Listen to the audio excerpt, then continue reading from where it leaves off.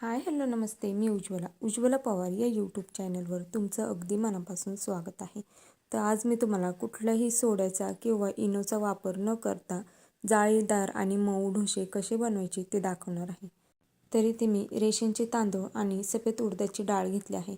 तर ह्या डब्यांनीच मी 2 डबे तांदूळ घेतले आहे आणि 1 डब्बा आपल्याला सफेद उडदाची डाळ घ्यायची आहे. आता ही डाळ आपल्याला या तांदळामध्ये घालून घ्यायची आहे. तांदूळ आपल्याला स्वच्छ निवडून घ्यायचे आहेत. रेशनचे तांदूळ असतात त्यामध्ये खडे असतात. आता ही डाळ देखील मी यामध्ये घालून घेणार आहे.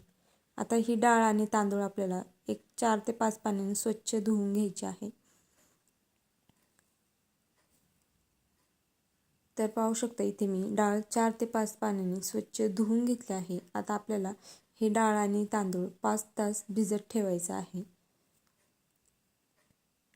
तर पाहू शकता इथे मी 5 तास डाळ आणि तांदूळ भिजत ठेवलं होतं. आता यातलं आपल्याला पाणी काढून स्वच्छ पुन्हा 2 ते 3 पाण्याने धुवून घ्यायचं आहे. तर पाहू शकता इथे मी 2 ते 3 पाण्याने स्वच्छ पुन्हा डाळ आणि तांदूळ धुवून घेतले आहे. आता आपल्याला याला मिक्सरच्या भांड्यामध्ये घालून बारीक वाटून घ्यायचं आहे. पाणीचा वापर करून आपल्याला ह्याची छान अशी बारीक पेस्ट तयार करून घ्यायची आहे.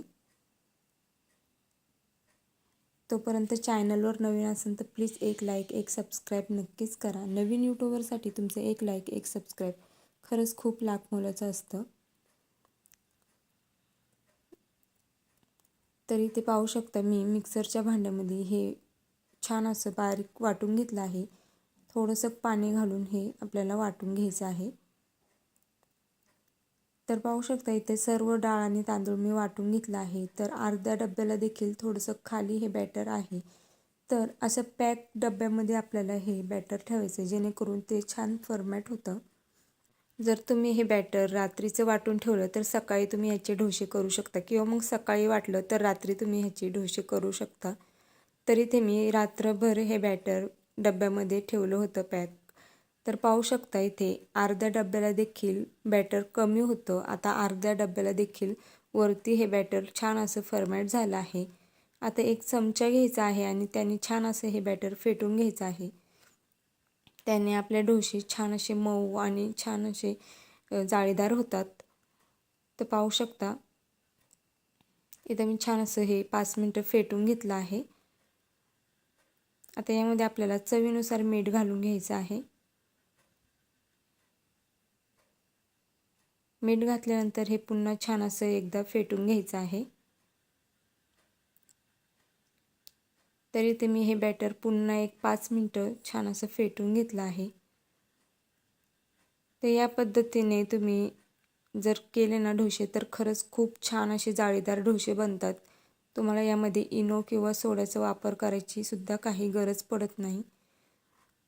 तर आता इथे मी जितके मला ढोसे बनवायचे आहेत तितकं मी बॅटर एका भांड्यामध्ये काढून घेतलं आहे. आता यामध्ये आपल्याला पाणी घालायचं आहे आणि थोडंसं पातळ बॅटर करून घ्यायचं आहे. जर तुम्हाला इडली करायची असेल तर तुम्ही या कन्सिस्टन्सीमध्येच बॅटर ठेवू शकता आणि जर ढोसे करायचे असेल तर त्यासाठी थोडं पातळ बॅटर लागतं. तर पाहू शकता पाणी टाकायचं आहे आणि छान ह्या पद्धतीने आपल्याला हे छान पुन्हा फेटून घ्यायचं आहे. तर पाहू शकता अशा पद्धतीने आपल्याला हे बॅटर छान असं फेटून घ्यायचं आहे आणि इतकंच पातळ आपल्याला हे बॅटर ढोशांसाठी बनवायचं आहे. चॅनलवर अजूनसुद्धा जर चॅनलला लाईक केलं नसेल सबस्क्राईब केलं नसेल तर प्लीज एक लाईक एक सबस्क्राईब नक्कीच करा. तरी ते मी एका साईडला तवा ठेवला होता गरम करायला. आता आपल्याला ह्या तव्यावरती तेल घालून घ्यायचं आहे जेणेकरून आपला डोसा व्यवस्थित पटकन निघला जातो. त्याच्यामुळे अगोदर तव्याला संपूर्ण तेल लावून घ्यायचं आहे. आता यावरती आपल्याला थोडंसं पाणी शिंपडायचं आहे. आता जे चमचा किंवा मग पळीच्या साहाय्याने आपल्याला हे बॅटर यामध्ये घालून घ्यायचं आहे आणि ह्या चमच्याच्या साहाय्याने आपल्याला हे छान असं पसरून घ्यायचं आहे.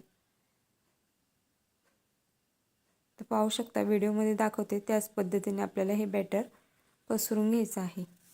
तर पाहू शकता लगेचच याला छान असे जाळी पडायला लागली आहे। आता याच्या साईडने पुन्हा एकदा आपल्याला तेल सोडायचं आहे आणि यावरती झाकण ठेवून 1 मिनिट ह्याला शिजून द्यायचं आहे। तर पाहू शकता इथे 1 मिनिट झाले आहे। आता आपण झाकण काढूया।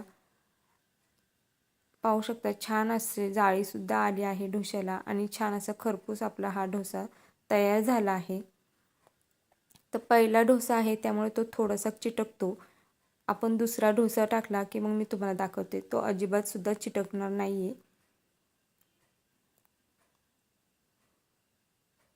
तर पाहू शकता छान अशा आपल्या डोश्याला जाळी आली आहे। आता ह्याला एका प्लेटमध्ये काढून घेते आणि आणखीन एक डोसा कसा टाकायचा तव्यामध्ये मी तुम्हाला दाखवते।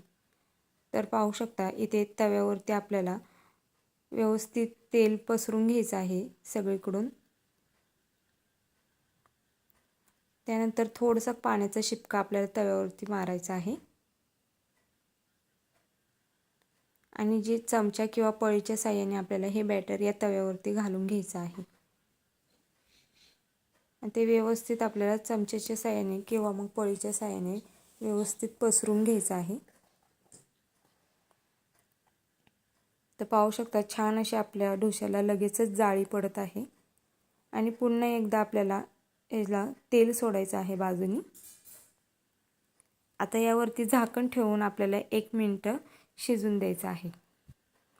तर पाहू शकता इथे 1 मिनिट झाले आहेत। आता आपण झाकण काढूया। तर पाहू शकता दुसरा डोसा अगदी सहज आपला निघत आहे। पहिला डोसा होता त्याच्यामुळे तो थोडासा चिटकतोच। आता अगदी सहज हा डोसा निघाला आहे आणि छान अशी जाळी देखील आली आहे। आता याच पद्धतीने आपल्याला बाकीचे सुद्धा डोसे बनवून घ्यायचे आहेत। अगोदर तव्यावरती तेल टाकायचं आहे, त्यानंतर थोडंसं पाणी आपल्याला तव्यावरती शिंपडायचं आहे आणि त्यानंतर आपल्याला पळीच्या साहाय्याने हे बॅटर तव्यावरती घालायचं आहे आणि व्यवस्थित पळीच्या साहाय्याने ह्याला गोल आकार असा देऊन पसरवायचा आहे बॅटर। आता ह्याच्या साईडने आपल्याला तेल सोडायचं आहे आणि पुन्हा यावरती झाकण ठेवून 1 मिनिट शिजून घ्यायचं आहे। तर अशाच पद्धतीने मी बाकीचे सर्व डोसे बनवून घेते आणि मग तुम्हाला दाखवते। तर पाहू शकता इथे आपले डोसे तयार झाले आहेत।